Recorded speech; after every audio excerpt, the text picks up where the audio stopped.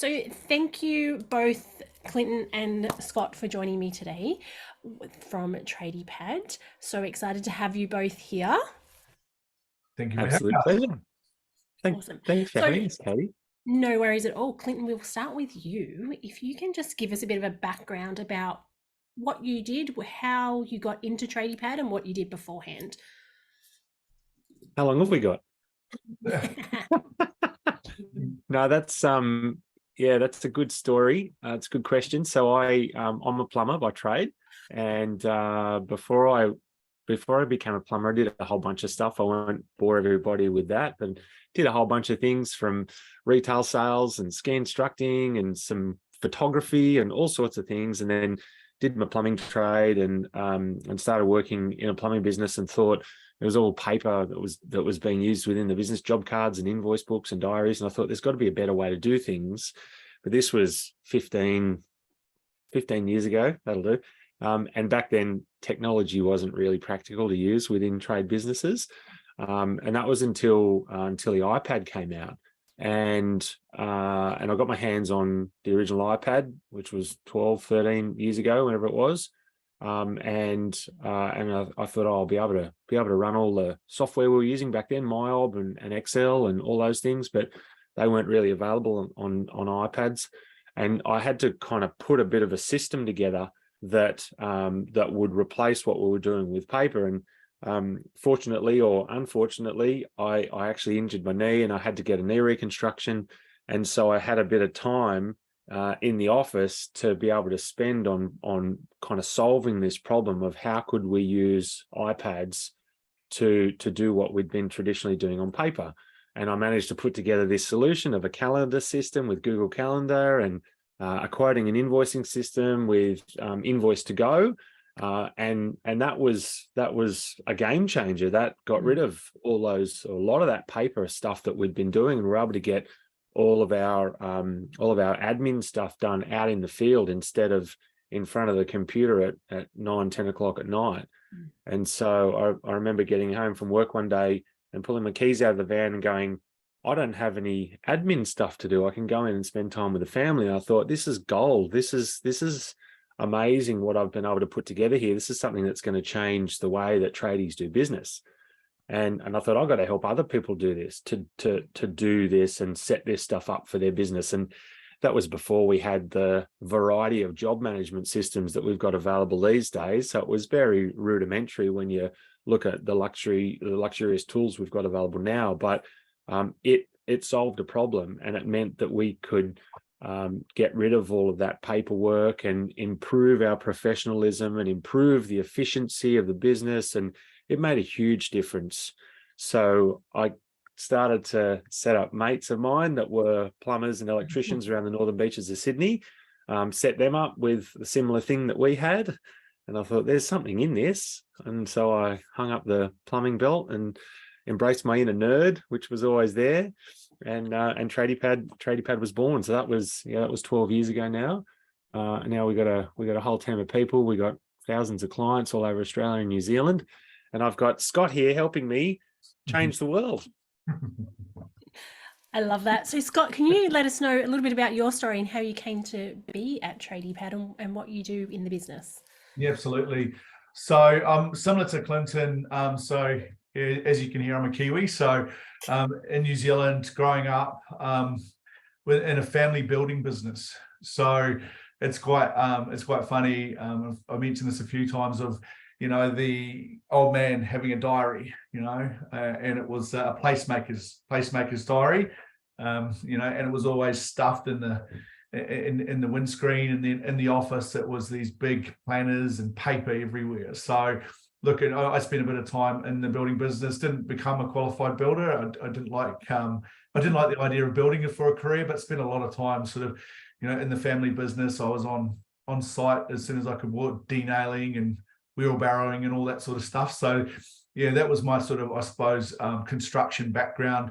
In New Zealand, spent a lot of time running a few of my own businesses, and working for different people, but then decided to make the leap and move across to Australia.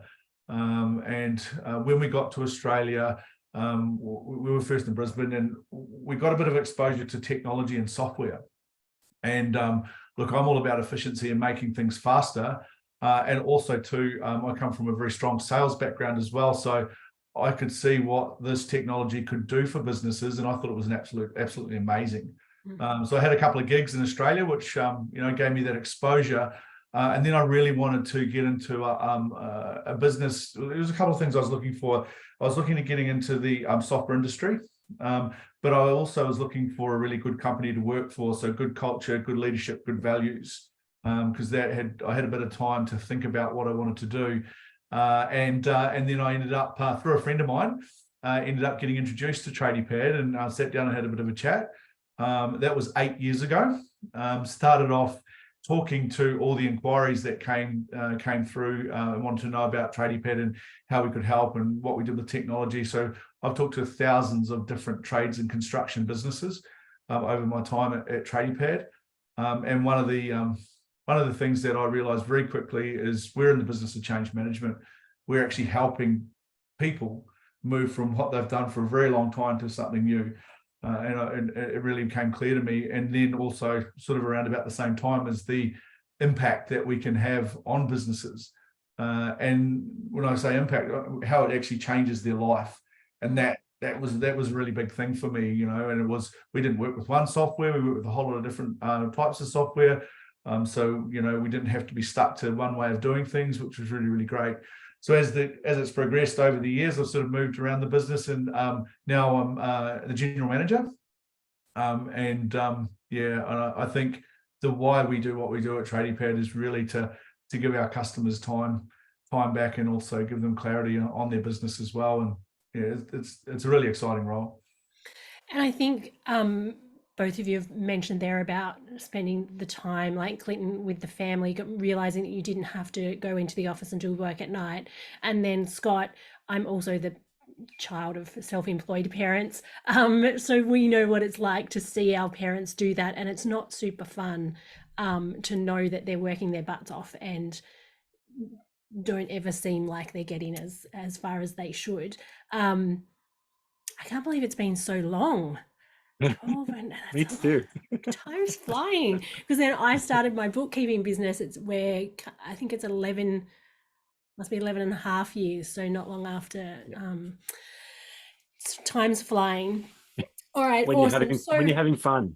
It is. Yes. And so the bookkeeping business, at some point it wasn't fun, but the not fun part meant that I came across Profit First. So then it has been fun ever since. So, but again, I think the common theme between all of us is that we saw there was a problem, we didn't like it, and we went searching for a solution. We didn't just go, oh, that's how it's always been done. There's no other options. We're constantly looking for what's next, how can we improve it.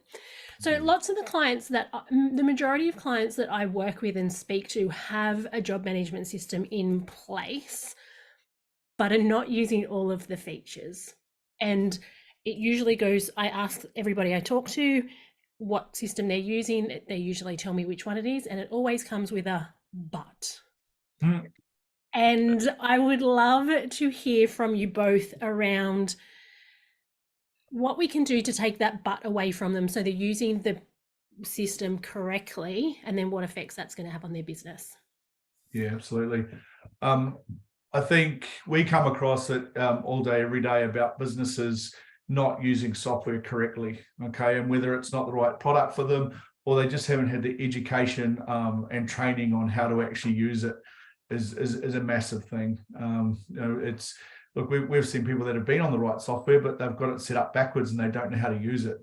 And a lot of people talk to us about, well, I've got to spend money to invest in this software to get it set up and configured correctly, but also to get trained on how to use it. And it's such a massive, I suppose, return on investment for a business owner, because I've seen it over and over again. I've seen people on the right software that haven't got the right guidance, haven't had it set up properly, so they're not using it. So then they go back to market thinking they're on the wrong tool. Okay, and then they're in that vicious loop of trialing software, thinking that they're looking for this product, and they could have already been on it, and I think one of the things we were talking about today is, is staff, and staff is, is increasingly difficult to find. And one of the things that having the technology set up correctly will do a couple of things. Is you'll be able to actually have your staff being more productive for you, be able to see whereabouts you're making money on your jobs. The other thing that comes into staff as well is staff have got to be happy in their roles. And I've talked to a few businesses that have been through software rollouts, not trials, rollouts, like 3 or 4 times.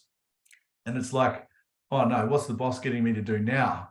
But we're trying a different software, so investing a bit of time and money into getting a software. Well, first of all, finding the right technology. But if you've got technology, and after you find the right one, is actually investing the money and the time to actually get someone who's specialized in the area, just like the trades of construction are in the areas, to come in and show you how to use it properly, get it set up really good. Okay. And I suppose teach people how to use the tool. Because at the end of the day, we get stories every week, and I'll just share a quick story here, Katie, is I spoke to a plumbing business recently, and they went through a software recommendation, setup and training project with us. Okay. And this was more towards the business owner, but I was doing getting a bit of feedback at the end of the project. And I said, so how's it been? How's this whole experience been? What have you benefited from? And the wife, because husband and wife business, turned around and said to me, well, it's actually saving my husband 10 to 12 hours per week. And I thought, well, that's fantastic. Well, what's he doing with the time? And she said, well, Scott, instead of getting up at 4, he's getting up at 6. And that's been great for his whole mental well-being and being able to run the business more efficiently. Now, how can you put a price on, okay, yes, it costs X amount to get it set up and trained, but how can you put a price on not only the time that's being saved, but also the way he's feeling about life in general? And his health in general. Those extra hours sleep and not getting up at 4 o'clock makes a massive difference to his health that he won't even potentially see the result of until years to come as well. That's a massive one. Yeah. And I think it's something that tradies tend to overlook, or they kind of just bury that and don't think about that. They're just so consumed with what they're doing now, they're not thinking about the impacts on their own health, both physical and mental. These things. Another benefit I see that's kind of aligned with that is when you've got a system and you've got the information in the system and the jobs and the to-do items and whatever, and it's not rolling around in your head and you're thinking, oh, I've got to remember that, or I have to think about that. When you've got it in the system and you're confident that you've got everything in there, it takes such a weight off your shoulders of knowing that you don't have to have all that kept in your head and having to worry about it. And that's a huge, huge impact. And that's something that I find that I know myself in my own business. I kind of prided myself on being able to hold all that info in my head. And, I can do that. That's fine. But when you have a system in place, and I have had now for a number of years, where my system tells me what to do pretty much, holy dooly, it is so much better. So much better. But again, like we said, we put the effort and time into that implementation and that training to get it customized and running to our business. And then the benefits are enormous. Yeah, absolutely. And I think this is probably a good indicator of how things have changed over the last 10 years. In the early days, we'd get people coming to us with nothing. They were just on traditional pen and paper and doing things the old way. But it's now a lot more common that someone comes to us with a software already in place. For whatever reason, they've made a decision on it themselves, done some investigation, their mate at the pub told them about it, whatever it is. But they're definitely coming to us with something already. And that's probably because the software companies make it so easy for people to get started with things. You can go into the App Store, download an app, set up a trial, go for it. And that's great, but it's a double-edged sword because that system's got lots of capability. It hasn't necessarily been set up to suit the way you do things. You haven't been shown how to use it. And so the software companies are great at building software, but they're not training companies. And that's what we do. We're a training company. So we work closely with software companies because they realize the benefit that we bring in being able to do a proper implementation and rollout into a business with change management and training for staff and training for best practices and business process and integrations into other things. And so we kind of bring a whole nother facet to it, where it's not just sign up for a trial and get started and away you go. There's a whole bunch more stuff that comes with it around all those things that I just mentioned. So I think it's really, really important that people realize choosing the software is the start. That's the tip of the iceberg. There's a whole bunch more stuff that goes along with that to make sure that the software is being used properly and to its potential, and you're actually using it to take that weight off your shoulders and get all that information out of your head. And I think a good example in the work that I do as well is with Xero. Like, everybody I work with is on Xero. I've worked with Xero for my entire businesses. I love it. But one of the first thing I do with all bookkeeping clients when they come on board, or Profit First clients, is we do a full Xero review and find all the areas which aren't being used properly. And yes, it's a great simple system, but like you say, like any of these job management systems, it's about that customization, choosing the right one for their business and customizing it to work simply and efficiently for their business. Yeah. Otherwise, it is not efficient and causes more problems. Then. Absolutely. Yeah. Awesome. So, I hear lots, and I speak to lots of tradies who complain that they have troubles tracking their time, materials, and so on. So when I'm talking to clients, we're obviously talking about profitability and how do we find them more profit. And once I start to dig in, they aren't tracking their staff time or their materials to jobs, or they are kind of maybe a little bit sometimes. What's the best example, or some examples of how, when they're using a job management system, can that solve those problems?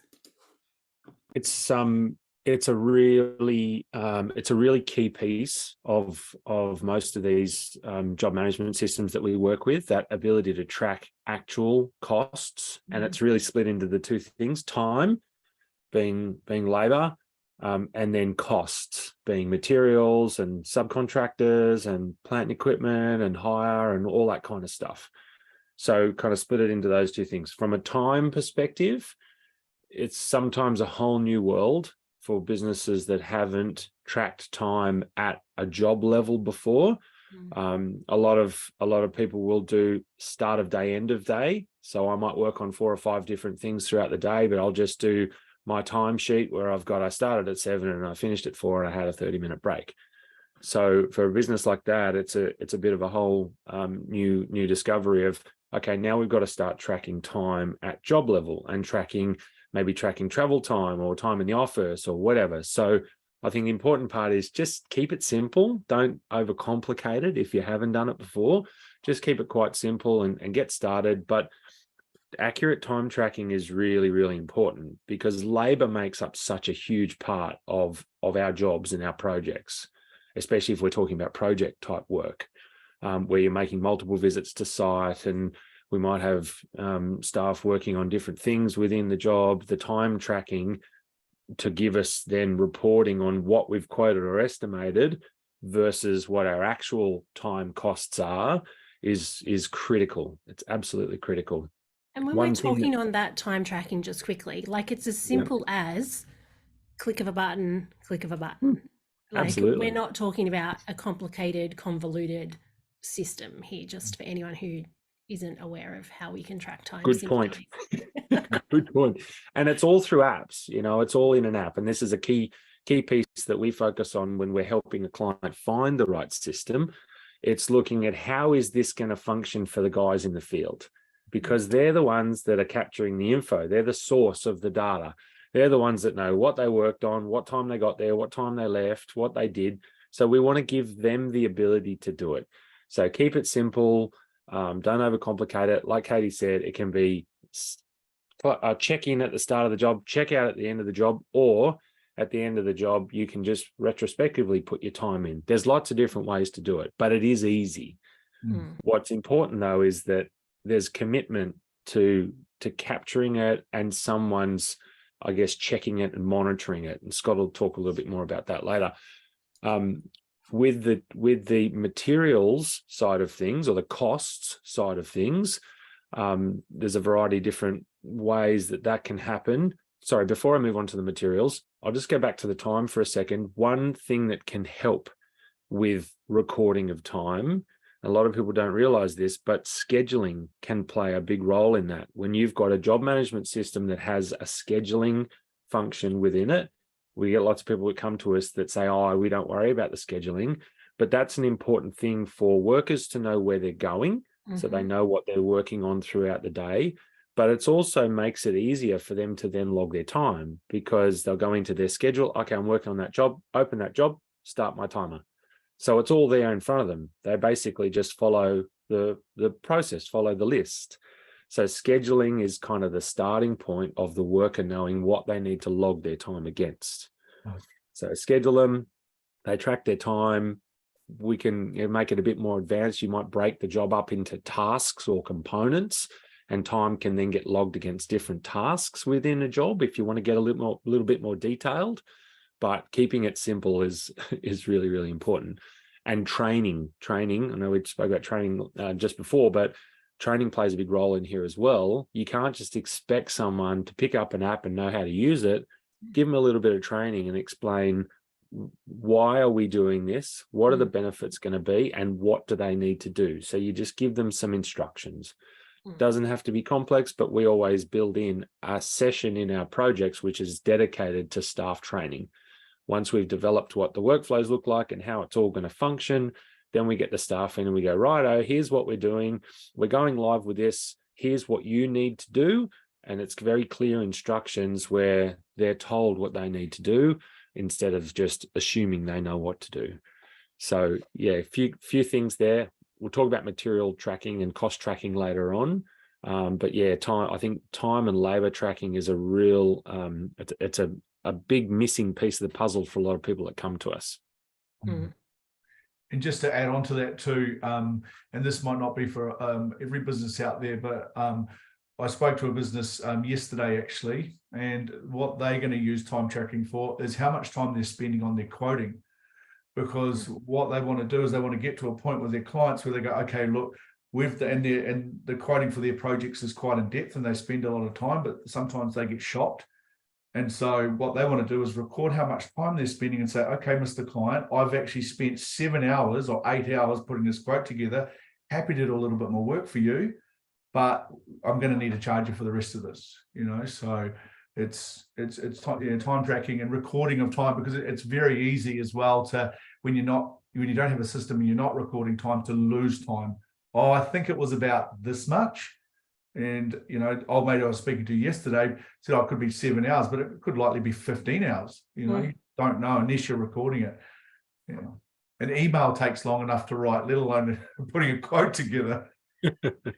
And I think to a good point there is, as business owners, we often, think we've got a good gut feel for things, and, we've been doing this a while. But every single time I work with a client and it comes to time, and I'm like, how much time do you spend on this particular thing? And then we actually track it. It is always very different. Very, very different. So we can also tell ourselves that it's only taking 7 when it's actually taking 15, because that makes us feel better, and we just do it subconsciously without too much thought. But as you say, then that chews into not only your time, but then also, if you're not charging for that, it can certainly get very stressful very, very quickly. So as we were talking about before, if tradies aren't capturing this data and they're not capturing time and they're not spending the money, they're not capturing, like that, for example, if we're talking about a quote. So if they're just quoting, not tracking time, what I see a lot is they are estimating, like the materials part of that process, and again, the time and the money spent on that, and that then affects the profitability, which is obviously what I deal with all the time. So how does choosing the right job management software play into solving that problem for them, to make it easier to know exactly, are they profitable on that job or not? Well, that's a big thing, and it's a good lead off from what we were talking about time recording and tracking time and tracking costs and tracking expenses on a job, because I think I mentioned it before, is a lot of people come to us and they really don't know where they are with their jobs and what they're doing. If they've got the right system and they're taught how to use it properly, being able to track time, being able to track costs or expenses, labor on a project, enables them to be able to job cost and actually see where they're profitable, because you could be spending a lot of time on a particular type of work, and especially if you're just relying on what's in your bank account, you've got no idea whatsoever if it's actually a profitable line of work for you. So a lot of the time when businesses will get a system in place, it can be a little bit of a cold slap in the face, because it's like, I've been spending all this time and this is really not profitable, or it's not worth my while with the profit I'm making. I'm so much better to concentrate on this other type of work because it is actually profitable. So again, what Clinton was saying about the importance of time recording and recording costs, materials, expenses against the job is key, because it leads into that job cost thing. And Katie, as you talking about profitability and being profitable, running a profitable business. I know from my own personal experience with some of the plumbing projects that I was running, you were kind of tracking it and you kind of had an idea, there's a bit of gut feel, like you said before, Katie. Oh yeah, I think we're okay, but it's not accurate data. You're not making decisions based on data and information. So it's a bit vague and a bit wishy-washy, and you're probably going to err on the side of, yeah, I think it's all right. But when you've got the accurate information, where you've got a breakdown of estimated hours versus actual hours, and here's the costs that we allocated for the subbies and for the plant hire and for the materials that we were going to use, and you can report on what's it actually cost us versus what we'd estimated, you could get 3/4 of the way through the project and go, we're not on track. Something's got to change here. As opposed to getting to the end of the project and going, geez, we didn't go real well on that project. I don't know how we actually went, but yeah, it seemed to take a lot longer than I thought it was going to take, or I don't know if we made any money. You can actually make proactive decisions as you're going along to change things or whatever. So having that data and the insights to actually help you make decisions is amazing, and it's something that a lot of people have never had before. So and that whole ability to just report and track on what we've quoted versus what our actual costs, most people haven't had that before. And that lets you then analyze how we're quoting. Are we quoting accurately? If we're quoting on a schedule of rates or point rates or linear meter rates or whatever it might be, are those rates actually right? Or do we need to tweak them? Do we need to allow more time for these particular components of jobs and projects? So just the data is gold. And I've heard a lot of people in the industry talk about the fact that we're not tradespeople anymore. We're actually data collectors. We're actually got to collect this information about what we're doing and how we're doing it, so that we can analyze our businesses. And as much as foreign as it is to a lot of people, that's really where we're at these days. And I think anyone who has spoken to me or anybody who's worked with me knows that I harp on about this stuff all the time as well. And I always say to them, you wouldn't go to a job, for example, if you're a builder, you're not going to a building site without a plan. Like, if you're the plumber that's going to do the plumbing for that new house, you're not just going there and going, I'm just going to put it where I think. It's the same with this data. At the moment, so many businesses are just kind of like winging their numbers and actually making it so much harder for themselves by not having these systems in place and not having, I just say, that cold hard data. Can I afford it or can I not? Am I winning on this job or am I not? Because I see people who are a few years down the track of consistently not making money on jobs, they've pumped all this money into their business from their own personal funds, and then they get to a point where we're like, we're stuck, we've got no cash, we can't borrow, what do we do? And this is one of the reasons why I wanted to talk to both of you, is to just highlight the fact that if we use our job management system properly, correctly, take the time, invest in the training, invest in the conversation with you guys, it's going to have so many benefits, as we said, not just having the data, but also from a time perspective. It just, for me, data gives you choice. Data gives you options. And we can think all we like that, I'm a tradie, I'm a plumber, I'm a this, I'm not good at that stuff. You weren't good at what you did on day one of your apprenticeship either. But you had mentors, bosses, you went to TAFE, whatever it was, you got the training that you needed to be the great tradesman you are now. So why don't we take the time and effort to invest in our training around our numbers? That's a really good point, because I listen to a lot of tradies go, I'm just a dumb tradie. I hear that all the time. I jump on it straight away. It's like, you're not a dumb tradie. You're actually a specialist or an expert in your area. It's just you haven't been through the training and guidance that you need to actually understand this technology, which is just another tool. Exactly.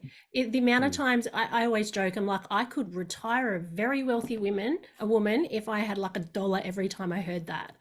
And I do the same thing. I jump straight on it. I'm like, that's actually not true. I don't care if you left school in year 9 or you were terrible at maths or you're just a plumber, builder, this, that. It's actually irrelevant. Leave that aside. We're here to help and support and guide them. So awesome. So for those, I've got one more thing, yes. Katie, I've got one more thing to add. Sorry, to wind back to that previous question, because we started to talk about material, and I thought I'd leave it for this last little segment.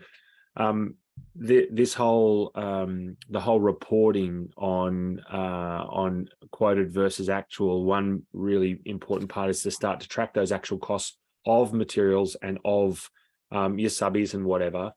And so this is where integrations become quite important for connecting your job management system into your Xero or your accounting package. Because if we want to track actual cost of materials, then if we've used stuff off our vehicle, we might have a price list in our system and we pick items from the price list that we've used off the vehicle. And so we're kind of adding things to the job that way. But if we've gone to the supplier and we've bought something, that supplier invoice that comes from the supplier has got to go into the accounting system so that we can pay that bill and we can track that cost to the account codes in the accounting package. But it's also got to go in against the job or the project that supplier invoice was for.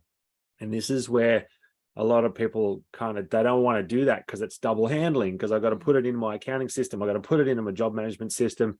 But with the right job management system and with it set up the right way, we should be able to enter that supplier invoice against our job. And so it goes against that job for costing, and then the supplier invoice gets sent across into the accounting package automatically without us having to do any manual data entry. So we've got single entry.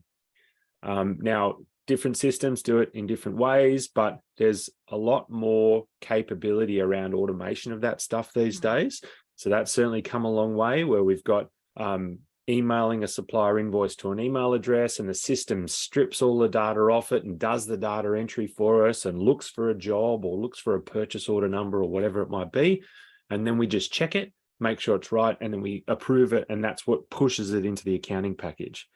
So this piece, this is where that being set up correctly and having the right workflows in the business and the business processes and everyone knowing the way things are working, that becomes critical, because with capturing the time accurately and then capturing all of our material costs accurately, we can then be confident that we've got all our costs captured against the job. So integration, it's a kind of a piece that a lot of people aren't aware of when they pick a piece of software and they set it up and they put their jobs in, whatever. They don't even think about that part. But that's a critical part for us, for you doing the bookkeeping, for the business owner wanting the reporting. It's a really important piece of the puzzle. And I'm so glad you mentioned that, because I refer to data entry as being the devil. We shouldn't be doing data entry. Pretty much we can get rid of 98% of the data entry. As you mentioned, the admin person's role, or whoever's role it is, it should be a checking role, not a somebody needs to sit there for hours in a day entering information into one system and another system. Like, no. And when we're looking at new bookkeeping clients, that's part of our process. When we do that review, it's like, what job management system are you using? How is it coming through? Because quite often we hear Xero's not quite right because whichever job management system isn't sending stuff through, or it's sending it through in duplicate, and that's not the job management system's fault. It's because it hasn't been set up correctly. And I always explain to clients, if you think of this process, like it has to be free flowing. Like if there's somewhere where it gets stuck or caught, or somebody has to do something or change something, then that's the system telling you it's not quite set up properly. And reach out, get help with a specialist, because you guys do this all day, every day. That is why I send my clients your way, because I'm like, I know that's wrong, but that's not my specialty. And the part of the problem there is, if you go to the software company and you say, hey, my Xero is not doing what it should be doing, they're going to go, we don't deal with Xero. That's not our bag. We work with our software, and we'll show you how to do that part in there. But what happens after that, that's not what we do.